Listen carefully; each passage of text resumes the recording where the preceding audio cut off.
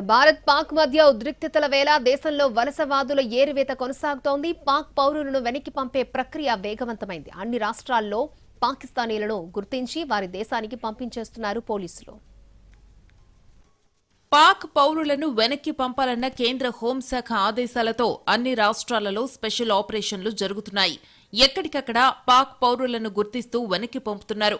పాకిస్తానీలతో పాటు ఇతర దేశాల అక్రమ వలసదారుల కోసం గాలింపు కొనసాగుతోంది. వివిధ ప్రాంతాలలో ఉన్న పాక్ పౌరులతో బంగ్లాదేశీయులను అదుపులోకి తీసుకుంటున్నారు స్పెషల్ బ్రాంచ్ పోలీసులు. పాక్ పౌరులను గుర్తించే క్రమంలో గుజరాత్లో 1000 మంది బంగ్లాదేశ్ వలసదారులు బయటపడ్డారు. అహ్మదాబాద్లో 890 మందిని, సూరత్లో 134 మందిని అరెస్టు చేశారు. వీరంతా తప్పుడు ధృవపత్రాలతో భారత్లో ప్రవేశించినట్టు తేలిందే. మహారాష్ట్ర, రాజస్థాన్తో పాటు ఇతర రాష్ట్రాలలోనూ భారీగా పాక్ పౌరులను గుర్తించారు. ఒక్క మహారాష్ట్రలోనే 5000 మంది పాకిస్తాన్ వాసులున్నారని, ఇందులో 1000 మంది స్వల్పకాలిక వీసాల మీద వచ్చినట్టు అక్కడి సర్కారు చెబుతోంది. రాజస్థాన్లో 400 మంది ఉన్నట్టు తేలిందే. దేశవ్యాప్తంగా ఉన్న పాక్ దేశస్థులు ఇవాళ సాయంత్రంలోపు తమ దేశానికి వెళ్లిపోవాలని ఇప్పటికే కేంద్ర ప్రభుత్వం ఆదేశాలు జారీ చేసింది. అయితే మెడికల్ వీసాల మీద వైద్యం కోసం వచ్చిన వారికి మాత్రం మరో 2 రోజుల పాటు సమయం ఇచ్చారు. ఇలాంటి వారు ఈ నెల 29 లోపు దేశం విడిచి వెళ్లాలని ఆదేశించారు. మరోవైపు తెలుగు రాష్ట్రాలలోనూ పాకిస్తానీలను పంపే ప్రక్రియ కొనసాగుతోంది.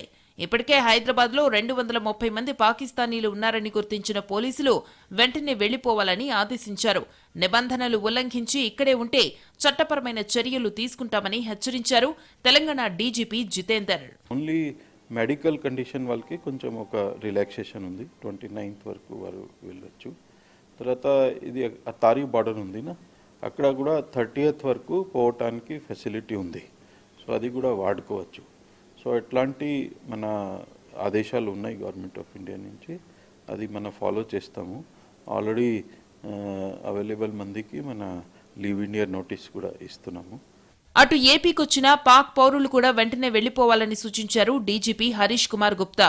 రాష్ట్రంలో ఉన్న పాకిస్తానీలను గుర్తించే ప్రయత్నం చేస్తున్నారు పోలీసులు.